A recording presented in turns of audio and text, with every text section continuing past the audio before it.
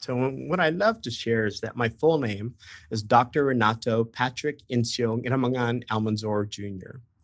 And it is fine if you call me Renato. And I share that because I bring all of who I am with me, just as it's my assumption that you bring all of who you are with you. And tonight's talk is really about what it means to explore Sangha, particularly what it means to have a sense of belonging and othering, right? Especially with people we might like as well as don't like, trust, don't trust, agree and don't agree with, right? So that's sort of where I'm heading tonight. And I think if you've heard me talk before, you know that often I'm sharing what I'm trying to learn. Like, I'm not saying that I know totally how to address belonging and othering on a regular. It's something that I want to be able to explore out loud and also welcome any additional curiosities from all of you. And at the same time, for every community, you know, we owe our existence and vitality to generations from around the world who've contributed their hopes, dreams, and energy to make this moment. So for my own sense of land acknowledgement, I want to acknowledge that some were brought here against their will. Some were drawn to leave their homes in hope of a better life. When I think of my own parents, they immigrated here from the Philippines. My dad by joining the US Navy, and my mom by accompanying an American family as their domestic help. And then there are those who have lived here on this land for more generations than can be counted. And so I want to acknowledge that I am on the traditional land of the Ohlone people, of Chochenyo Kharkhian people. And I'm grateful for their stewardship of this land throughout the generations. I would like for tonight to pay my respect to elders, both past and present. And even in our gathering, we have a purpose born out of the legacies before us. And as we consider the relationships and achievements upon which we wish to build, may we also consider our inheriting the many legacies of violence and displacement, including the Spanish colonization here in the 1770s that introduced new diseases and the establishment of mission communities, really intended to supplant the existing tribal communities. And then later, the US acquisition of territory through broken treaties. And although acknowledging our painful past reveals more truth of our history, we do not have to keep the pain alive to keep the truth alive. So may what we bring together and what brings us together today strengthen our relationships, honor those before us, and benefit our work and the people for whom we do our work. And may it be so. Tonight, as I lead us into meditation, I'm going to take a risk to some extent, partly because I am often sorting out what seems to be a practice that I can deepen and broaden with respect to becoming as present as possible. So when I think of meditation, I think of it as the art of awakening. And through my practice of meditation, especially as an art form, I can learn ways to approach difficulties and bring wisdom and joy alive. And the key to this art for me is the steadiness of our attention.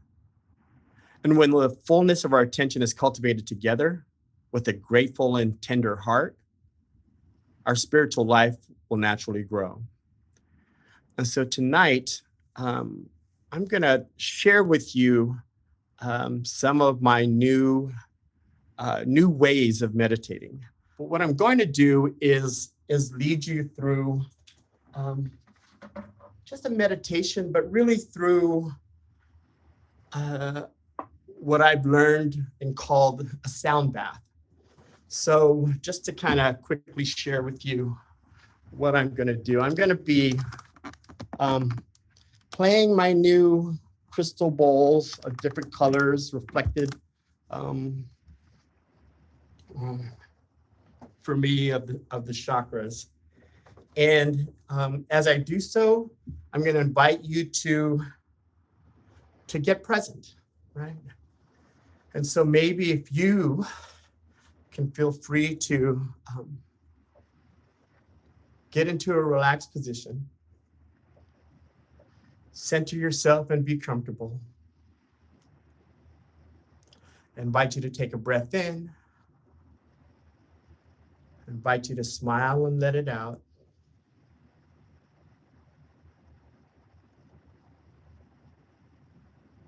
And notice, what are the sounds already that are around you? What are the sensations that you might also be experiencing? Smell, taste, anything you may be touching or touching you.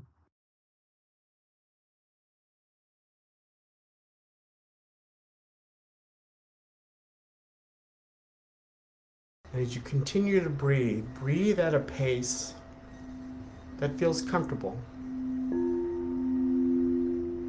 You don't need to work at it.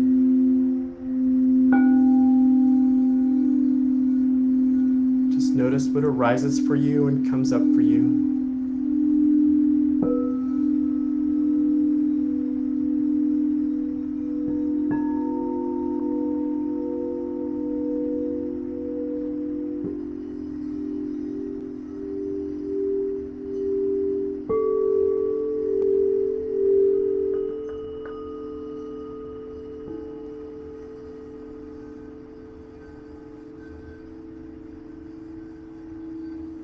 Notice where your attention is.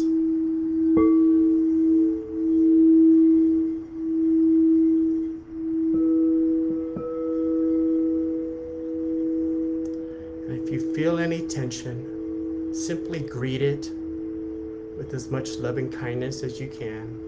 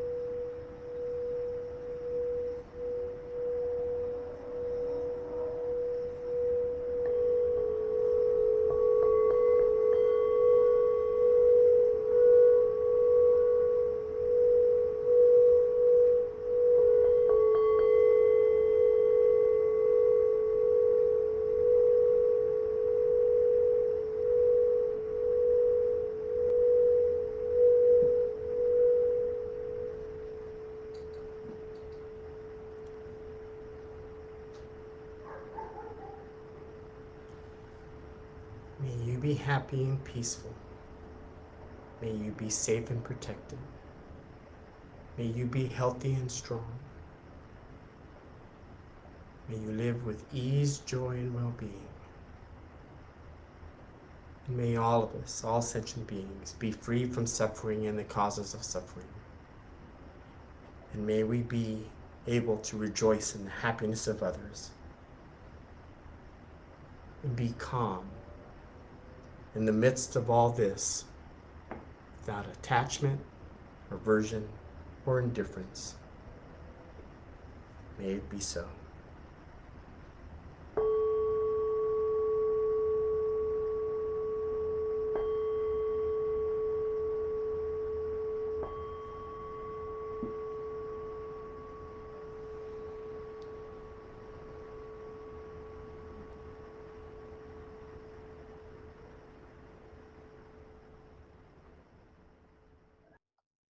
As I shared as before actually, I hope that meditation was okay. It's the first time I've kind of shared the sound bath with folks, and thank you those of you who sent me chat notes, and thank you also for those who already Venmoed me for tonight. So I appreciate that, and I know when we talk about Donna, that sometimes it feels like, wow, do I give to EBMC or do I give to the teacher? And if you feel like there's a tension between the two, I encourage you to go ahead and give it to EBMC. And some of that I may be saying that because I am on the board of East Bay Meditation Center, and we are also in a capital campaign to raise $5 million to buy a spot in Oakland, and we're moving along, right? So we're moving along. So in addition to, if any of you are interested in not only just volunteering for some of the committees, if you're interested on serving on the LSangha, the leadership Sangha of the board, or if you got real estate skills and you want to help us kind of check out, the space that we're looking at, or if you got architecture skills or viewpoints, if you want to be a part of that, definitely. Or if you're like super duper rich and you want to kind of give some money to our capital campaign, that would be awesome as well. So yeah, feel free to reach out to me or talk to anybody on the LSangha or even the POC Sangha coordinating committee can connect you with folks all along the way. So yeah, thank you. So what I intend today, and so this is a little bit about me, right? So I'm a long time Oakland resident or on these lands, and been doing a lot of work around trying to sort out how I would like the world to be. And I realized that I always wanted to change the world. And at one point I thought I would change the world one person at a time. And so I got a degree in psychology and a master's in counseling. And then that was taken too long. So I got a doctorate in organizational psychology, thinking I could change organizations at a time. And then I realized that, especially going through the first class of practices in transformative action, PiTA, in 2013, which if you want to apply to PiTA, I think the deadline is, I don't mean to steal the Sangha POC coordinating committee's thunder, but if you want to apply to that, the deadline I think is in August. But I realized around 2013 that I only can change one person at a time, and it begins and ends with me, right? So I can't change you. I can't change other people. I definitely can't change my son or my brothers, and I couldn't change my dad by any means. But part at the same time, I realized in my course of my work and my practice that we still belong together as much as I was thinking we didn't. And so part of what I realized I wanted to do, or what I'm continuing to do, is like really understand the sense of Sangha, right? The sense of what does it mean to be a part of East Bay Meditation Center and say that we are radically inclusive, right? That we are not only radically inclusive, that we espouse shared leadership. And so part of what I intend to do tonight, in the short amount of time that I have, is really kind of share with you some opportunities to explore what our commitment is to radical inclusion and shared leadership, but really coming from the practice of, for me, the three jewels. And some of you, I acknowledge that not all folks who attend the POC Sangha or even practice at the East Bay Meditation Center have a connection to Buddhism. But when we talk about the three jewels, we're talking about the Buddha, the Dharma, and the Sangha. And explicitly, that means the Buddha is referring to the awakened one. So that's what it means. And so some folks think that it's referring to the first person who was referred to as the Buddha. And for me, it's also meaning how do I access myself to awaken to my love, to awaken to my power, awaken to my justice, right?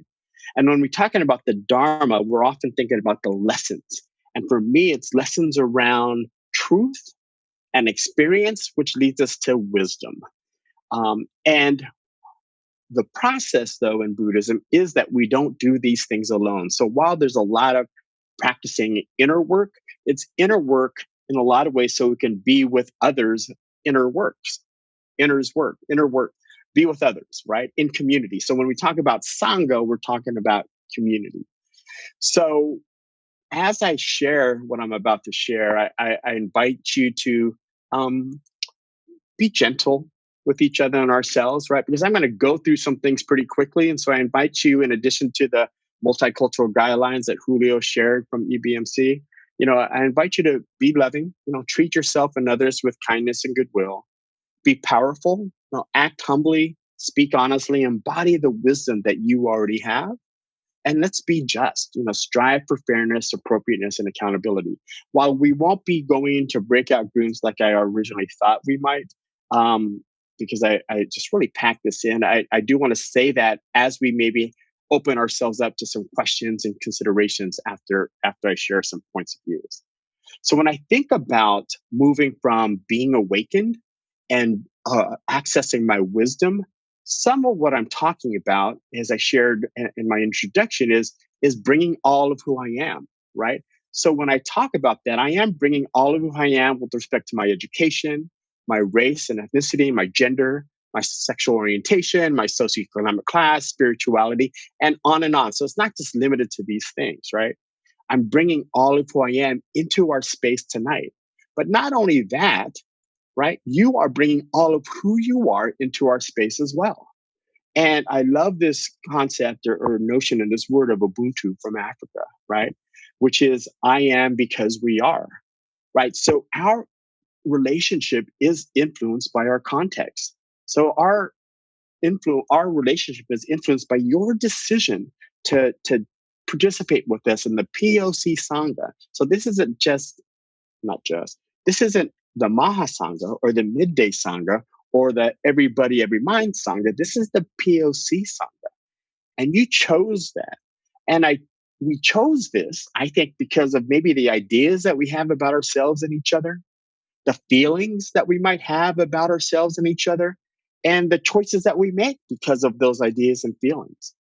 But what's challenging about this Ubuntu notion is that sometimes these ideas that we have about ourselves and each other, we call prejudices or stereotypes. The feelings that we have for ourselves and each other, we call prejudices. And these actions, sometimes people call discrimination. And I think part of the work of being in community, being in Sangha, requires or invites us to acknowledge that we do have some ideas about ourselves and each other. We do have some feelings about them, and we're making choices to participate anyway. And one of the ways I think of this participation is another Zulu word, which is sawubona, which loosely translated is I see you or we see you. And oftentimes the response is, and I am here or we are here. And what's beautiful about this notion of I or we is that the way I was learning it was that folks will say we see you because what's meant by that is not only am I seeing you as an individual, I'm seeing you with the ancestors that are a part of my DNA that are seeing you. And when you say we are here, I am here, you are acknowledging that you are bringing in the DNA and the cells and all these things of your ancestors into our space. And so sometimes it's, yes, we are here and we see you too. What's interesting about this concept is that seeing each other and saying it in this way becomes an agreement that almost says, I am going to continue to see you as we are here. So when I think about Sangha, when I think about community, I think about what is our structure that requires us to see each other. Not only that, it actually requires us to be seen by other folks. So when I enter in this space, sometimes I feel a little shy or feel sometimes a little nervous, but sometimes these ideas that I have about you are stereotypes that scare me. Sometimes these feelings that I have about you are prejudices that say that I need to be against you or go away from you. But what this notion of sababona means, and I think what our sense of Sangha is really begins to be an obligation to continue seeing each other. And as we see each other, it also invites us to give and receive what may be needed. And sometimes it could be as simple as giving attention and receiving attention. And I'm going to talk later about, how sometimes this attention that we give and receive to each other is unwarranted or not wanted. And that's what I find difficult about being in Sangha. And so I'm going to just share these things and hopefully it resonates. At the same time, I hope you listen to what I might find difficult about being in Sangha with some degree of compassion. You don't have to agree with me. You don't have to fix me. You don't have to applaud me, right? Or you don't have to blame or shame me. I invite you to simply experience or bear witness to some of the things I find difficult in Sangha. So what I realized, especially being in the LSangha, the board, and being a community teacher and going to some of these meetings that we have, people are not loving and loyal all the time, right? And as I say that, I also acknowledge that I'm part of this group called people, and that I'm not loving and loyal all the time. And to add to that, things do not always go according to plan. Like even this agenda, right? Or even the meditation that we did. I didn't plan on sweating as much as I did, and so I was trying to think, oh no, do I wipe it or do I? And what does it do to the sound? But so it's not only things don't go according to a plan we might set, things don't always go according to my plan. And that's what's difficult about being with others. And we had a memorial for my dad. My dad passed on May 1st. And I realized in planning the memorial with my three brothers that we have this one thing in common. We all like to control, right? And even as the oldest, I was saying, well, they were saying you're in charge. But I realized with my brothers, I may be in charge, but I'm definitely not in control. So I went and created a whole facilitator's agenda and said, this is how much time we're going to have on this. And as soon as we started, it was thrown out the window, right? So everybody went on their own very way, right? And I thought, gosh, well, some people are saying more than what I had planned to say, and other folks are saying things that kind of taking each other's thunder. And I realized what's also difficult about being in community or in Sangha is that life is not always fair. It's not going to be equal. And what's even more difficult about being in Sangha is that while I might have some super duper highs hanging out with you all, sometimes I'm also really sad. And sometimes I'm really hurt. And pain is a part of what it means to be in Sangha, right? And some of the talks and work that I do in the world is acknowledging that hurt people hurt people. And sometimes our work in Sangha is to heal at a faster rate than the harm being done. And how is it that we do that? Well, one of the ways to do that is kind of at least notice everything changes and ends. So sometimes I'm going to be on a high, but I'm also going to be on a low. And when I think I'm always going to be in the low, I actually start getting onto a high. So what does that mean to be in Sangha? For me, that means that we cultivate acceptance of these conditions. That we say, how do we acknowledge and get that you are sometimes not going to be loving and loyal? And I sometimes am not going to always go according to the plan that we set. And what we experience in life is not always fair? How do I accept those conditions? And then from there, not only do I learn to accept it, that we actually embrace these predicaments without trying to control the outcomes. So how do I, instead of averting myself from disloyal people or pain, how do I acknowledge and embrace this predicament as a spiritual practice? So when you trigger me, how do I acknowledge that? That means it's an opportunity for me to practice my spirituality. And it's practicing from a relationship that's much more reality based than expectations based. So I don't expect you to be the way I want you to be. How do I accept you, be in a relationship with you the way you are? And that changes just as I change. So sometimes I'm not going to accept it, and sometimes I am. And so as I go forward, I appreciate this book by Peter Block, who wrote, and also there's an article that's noted here, which is called the Community, the Structure of Belonging. And what he characterizes, and I keep looking at our Sangha, says that when we are in a healthy community, these 6 conversations happen. The conversation of invitation, that people are invited to collaborate by choice, not by compliance. So I hope that you're participating and listening to me, not because someone say you got to listen to Renato, because if you feel like you have to by compliance, then I invite you to let that go. But the other thing about being in a community, in a Sangha that's about belonging, we include conversations about the possibilities. Not just we're trying to fix the past, but it's like, where can we go from where we are? And we do that from a place of ownership, that we actually say, I belong here. And this community belongs to me and to us. So we own it, right? We own the intentions, we own the actions, we own the impact. And in our conversations, we also have room for dissent, right? I like to say that dissent is the cousin of diversity. So we often espouse diversity, right? But we also have to make room for dissent. And what's troubling sometimes about the work that I do, so I work a lot with nonprofit organizations, and I see nonprofit organizations often as part of the nonprofit industrial complex, which is the cousin, if you will, of the prison industrial complex, where the prison industrial complex sets aside dissent. The nonprofit industrial complex monitors it, right? And how does it monitor it? Through foundations, through laws, and through all these things. But part of what if we're in a Sangha that's about belonging, we make room for folks to have different ideas and different opinions. And that dissent is a gift, because then it says we are going to move towards a commitment. I'd rather get a real no than a fake yes.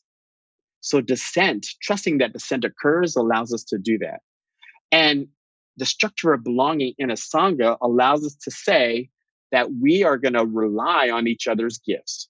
Not all of us are going to have the same gifts. So we may be confused about things. We may be in conflict. At the same time, we're looking at how do we pull all these things together. One of the beautiful things I love about East Bay Meditation Center and the staff in particular is they have a regular agenda item where they call surfacing tensions. And so you might be aware of our mindfulness-based operating principles that includes opportunities to say, hey, there is this tension arising. I'm getting triggered, or I have EBGBs about the direction that we're going on. Or I'm not sure I'm liking you right now. But the agenda item invites us to do our own work before we get to that meeting to say, why might I be triggered? What do I need to work out? And when we introduce this triggering moment or this tension, we can look at it as not just me and you, but how is it a systemic thing? How is it a structural thing? How is it because of this compliance with perfection or a sense of urgency, right? All these characteristics of white dominant culture. So part of what I think a Sangha or a healthy Sangha will do that supports a structure of belonging is that it starts to awaken justice, right? And I love some of these quotes from Justice, about justice. One from one of my favorite folks in the world, Adrienne Marie Brown, who wrote Pleasure Activism and Emergent Strategy and a few others. She said that I suspect that to really transform our society, we will need to make justice one of the most pleasurable experiences we can have. So how is it that we're entering in our Sangha so that we're striving for justice and letting that be some of the most pleasurable experiences that we can have? And Cornel West offers that justice is what love looks like in public, just like tenderness is what love feels like in private. Right. So how is it that we go beyond just thinking about keeping things secret about what we're actually trying to do? It's the simultaneous and balanced satisfaction, right, of meeting our personal, relational, and collective needs. And then this other idea of justice, a lot of people have been attributed to this, is that justice will not be served until those who are unaffected are as outraged as those who are not. So when we talk about radical inclusivity, I know as we're trying to find this next home for East Bay Meditation Center, we're often thinking about, is it going to be accessible for folks who are in wheelchairs or who are sensitive to smells or scents, right? Or have hearing issues, or who may not even be able to get present to the physical space? How do we make sure that we are radically inclusive and accessible in all that way? And how is it that we can share the conversation around that leadership? And I think what's beautiful about thinking of Sangha is that it really isn't just about you and me and us. It's about our system. How are we structured to create belonging? And so I love this from, if you haven't read Kazuo Haga's book, who also teaches here at East Bay Meditation Center regularly. He offers this. If we respond by harming the person who committed harm, we are actually putting more weight on the side of violence and harm, tipping the scale even further out of balance. If we want to restore balance and achieve justice, I believe we need to put weight on the side of love, compassion, and understanding. I'm not saying we simply hug the person who committed an act of violence. We do need to hold that person accountable, but we can view accountability as an act of love rather than punishment. So entering into a space of Sangha, right? I struggle even with that, right? I mean, I wish sometimes I didn't have wise people like Kazu in my life. Because one of the things I've been struggling with, right, is even thinking about Darnell Fraser's filming of Derek Chauvin kneeling on George Floyd's neck. Right. And it revealed to me that I didn't think Chauvin was human. And I imagined the paralyzing effect observing that had on me, feeling like I wasn't human. Like, what would I have done or could have done or didn't do? Mind you, at the time of this moment, Darnell Fraser was 17 years old and still maintaining herself to be able to continually film that. I don't know what I would have been able to do. I know what I wanted to do was kneel on Chauvin's neck. And what those 3 points revealed to me was how accessible it is for me to dehumanize another and myself. How easy it could be to draw some degree of comfort from punishment. The Dalai Lama once shared a story about his friend who was in a Chinese gulag and shared his fear while imprisoned. And when the Dalai Lama heard the story, he said, "Yes, I understand how scary it could be to be beaten and whipped." And his friend said, "No, that's not what I was afraid of. I was afraid that I might lose compassion for my captors." So I don't know if I'm always prepared for that kind of wisdom or that kind of compassion. And I continually question when I see people who traumatize me, I guess, I don't tend to see how they are traumatized. Right? Again, hurt people hurt people. And I heard Kazu again talk about how is it that so many people in our country are so traumatized that they resonate with the trauma of our former president. Because really, that's just an example of how much trauma is happening by some person, right? That's just all manifestation of trauma. That there's no way that person could actually love another person. They are so traumatized. So what does that mean going forward? I think what that means is, as a Sangha, we're really talking about responsibility and accountability. And accountability does have to be thought of differently in a lot of ways. So when I think about what it means to be a part of our Sangha, it means taking responsibility for what matters. It means a willingness to be the cause and the solution for the kind of Sangha we want collectively, to be able to meet my needs and your needs and our needs. And how is it that we hold ourselves accountable? And that means that we share what our intention is to own our activities, to take responsibility for what we do and don't do, and then transparently disclose whatever impact that is. But here's what's tricky, or here's what to me is sometimes deep about our work, especially when I think of karma, right? It's that when we're taking responsibility, we're not just taking responsibility and being held accountable for our actions, we're also being held accountable for our meaning making, our intentions, our thoughts, our words, as well as what we might own. Right? To what extent are my KPIs? And so again, I'm an org site guy, key performance indicators about love, power, and justice simultaneously. Right? So what's tough in all of this is this idea of it's all in of us, right? So when I think about the world, one of the things I'm trying to accept is that the world is glorious and it's wretched. So I love this story about an elder Cherokee teaching their grandchild about life. This elder Cherokee says, "There's a fight going on inside of me. It is a terrible fight, and it is between two wolves. One wolf is evil, about anger, envy, sorrow, regret, greed, arrogance, self-pity, guilt, resentment, inferiority, lies, false pride, superiority, and ego." And the elder continued, "The other is good. This wolf is joy, peace, love, hope, serenity, humility, kindness, benevolence, empathy, generosity, truth, compassion, and faith." And the elder Cherokee continued and said, "This same fight is going on inside you and inside every other person too." The grandchild thought about it for a minute and then asked the elder, "Well, which wolf will win?" And the elder simply replied, "The one you feed." And so while we do have access to the glorious and the wretched simultaneously, it's what we choose to feed.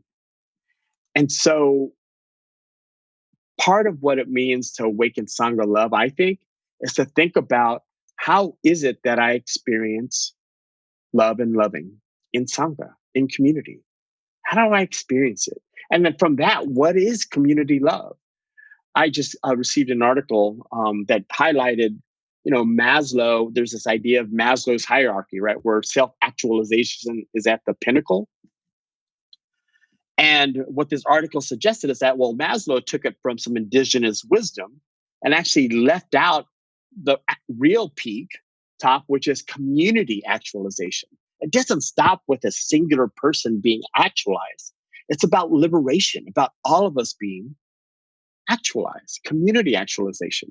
So when I think about accessing and awakening love, I love these particular quotes about love. Bell Hooks says that it's a combination of care, commitment, trust, knowledge, respect, and responsibility.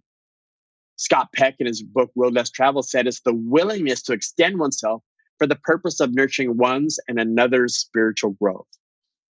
And then John Rogers says that when I say I love you, you are actually saying you have awakened a place in me where I am love. And so our obligation or opportunity to be in Sangha, loving Sangha, is to practice the combination of these 6 things. It's a willingness to extend oneself for our own and another's spiritual growth. And then to be able to awaken that place where I am love, where we are loved by saying what it means to be another's.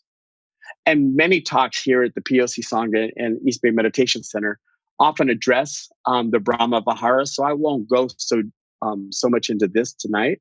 But I have my own approach to it that at some point I may talk about it at the August when I teach again in August. The other thing, in addition to love, though, is to be able to say, how are we awakening power? Because power is relational.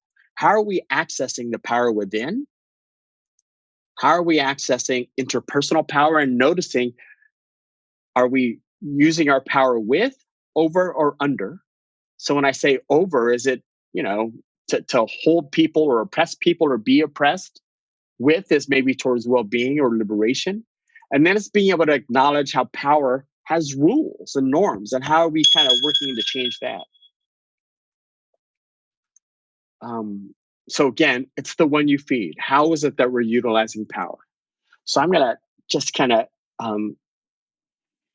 sum up, which again, if you've heard me talk before, this is what I often end with, which is when we talk about Sangha, when we talk about being with each other, what we're looking at is, what are our actions? What are we doing? How are we behaving? And then how are we experiencing each other? And then what do we intend to do when we get here?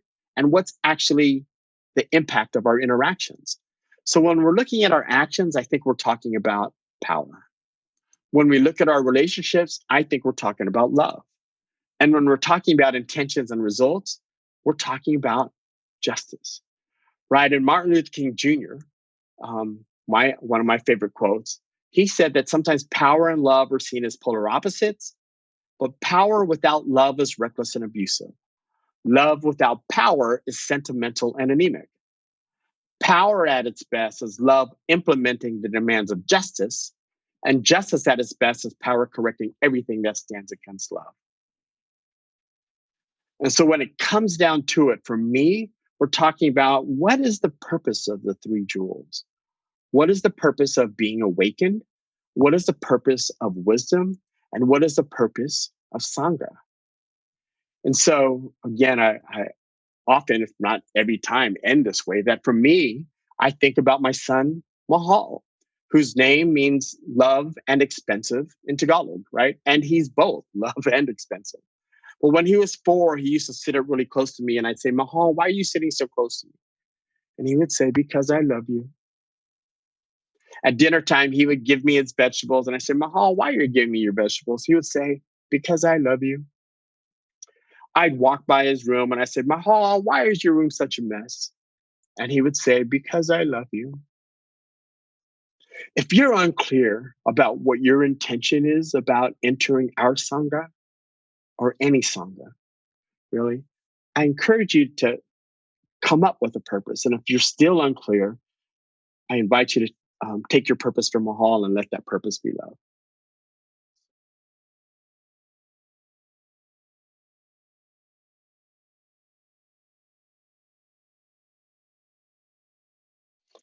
Well, thank you for that question, and I'm going to offer a thought. And as I do, take what you like and leave the rest, right? So, and if some of you might realize that phrasing comes from 12 steps, and yes, I am in a 12-step program, and that's, sometimes one, folks aren't going to be how we want them to be, right? As my take. And so part of the task is, how can I stay true to myself, right? And part of the relationship about Sawubona, right, is that I am in a relationship with you, acknowledging that I may be the only contact with love you have that day. So for me to meet your stuff with some of my stuff that's just going to build on it isn't allowing my divinity to shine. What I realize is that over time, if I am consistent with coming from a place of integrity and love, that begins to touch the divinity within another person. And it's really an invitation. And at some point, so there's this great reading in the Way of the Bodhisattva. And there's a comment saying,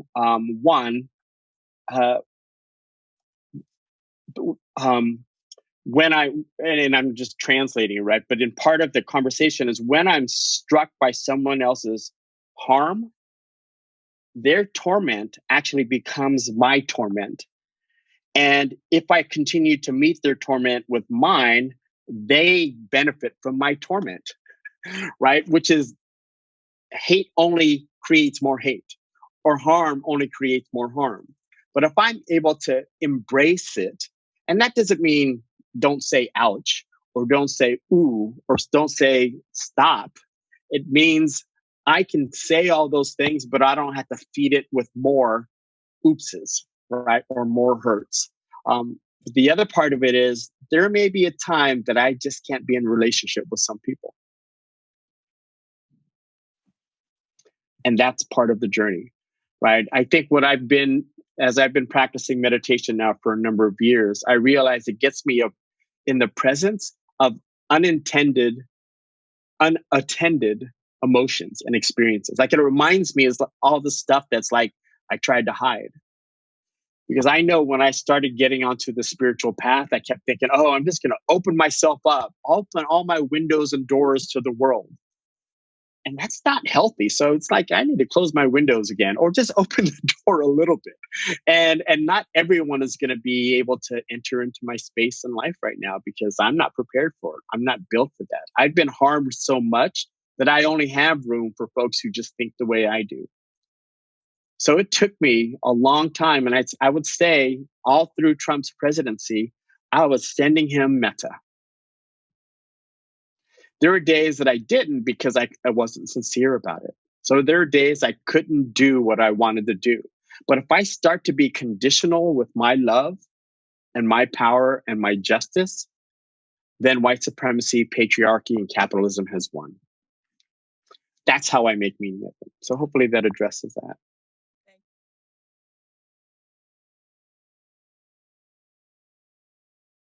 Part of the harm is it's all right for us to acknowledge the harm without it being validated or legitimated by the oppressor or the perpetrator, because they may not be ever at a place to acknowledge that they are harmful. And what I would also offer to that, they may not be at a place where they can even acknowledge that they've been harmed. Racism sucks for everybody, white people and people of color. It just looks differently, right? For white people, it looks as if they're better than other people. That's inhumane, to think that you are inherently better than a whole other group of the population of the world. So to be raised to think you are superior is inhumane and dehumanizing in and of itself, from my stance. So part of it is to be able to acknowledge, and I would say that's what it means to be a part of Sangha. So traditionally, or conventionally, if you will, Sangha in Buddhism is I don't want to say reserved, but it's attributed to those who are within the community of practice. And what I mean by that is like, hey, Sangha are folks who come together who are practicing on this path. And in some ways, it's the path of either the Bodhisattva or the Eightfold Noble Path, or acknowledging that of the truths, right? But for me, I've been saying, well, if we're really about community of practice, we're all practicing being human. Right? And so I broaden it a little bit more than simply those who are on the practice. But I also do that because I believe that every person in the world is doing the best they could with what they know, feel, and understand. So even folks who are just super duper mean and I think suck and are just really jerks, for some reason, they think that's the best that they can be from who and what they are and how they see the world. And so it's that reminder of supporting or moving towards making the most generous assumption that I can of every single person.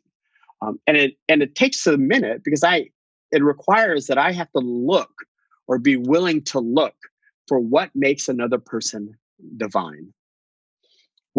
And so I do on a regular basis, and this is going to sound, I don't know how it's going to sound, but I'm just going to say it. I actively try to fall in love with every single person I meet.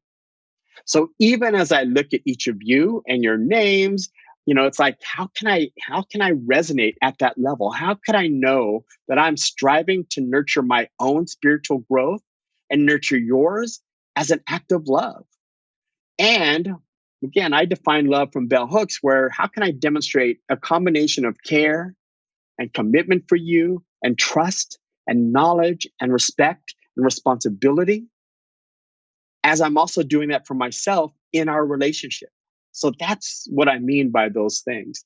And it takes work. It takes work, because sometimes I'm not always loving to myself. I mean, I just finished 3 cartons of Ben and Jerry's yesterday, right? That's not the most loving thing really I can do. I might think it is, but it's not, especially for someone who's lactose intolerant, which is, so I only eat it at night so I don't have to be around other people. And probably I'm just sharing way too much information right now. But anyway, just what does it mean to be able to reflect for the moment how to be loving on a regular?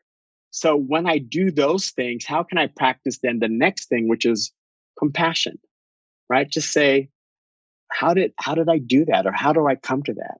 And how can I understand that as, again, at the moment, that sugar high and that half-baked ice cream and New York super chunk fudge, just needed to be a part of my life in that moment. And thank goodness I found the Colin Kaepernick, but it's not in all stores, which is a bit the Yofro of anyway. I digress again. So hopefully I've attended to some of the things that we're saying. And just for those who aren't familiar with the dedication of merit, it comes from a practice of saying we just hung out, right? And the idea that from our hanging out, we hope that it built onto something, that it wasn't just for the sake of hanging out and staying here, right? So it's saying we invite you to consider something else, or at least accumulating some positive credit, if you will, or merit coming from karma. And so may you and your work benefit from the time we spent together. And if I may have caused you harm, I ask you for your forgiveness. And may our awareness, acceptance, and actions alleviate the suffering of others and the causes of suffering. May we from this rejoice in the happiness of others. May we be calm in the midst of all that is, without attachment, aversion, or indifference. May we all share in the blessings springing from the good we have done. May we be willing to extend ourselves for the purposes of nurturing our own and another's spiritual growth. May we hold life as an exquisite masterpiece, with each moment blessed with the capabilities of bringing our daily doings into the divine space and place to make it sacred. May whatever we experience in life, happiness or suffering, be dedicated to actualizing the path to awakening. May whatever we do, say, or think benefit all sentient beings and help us to attain full awakening. And may it be so.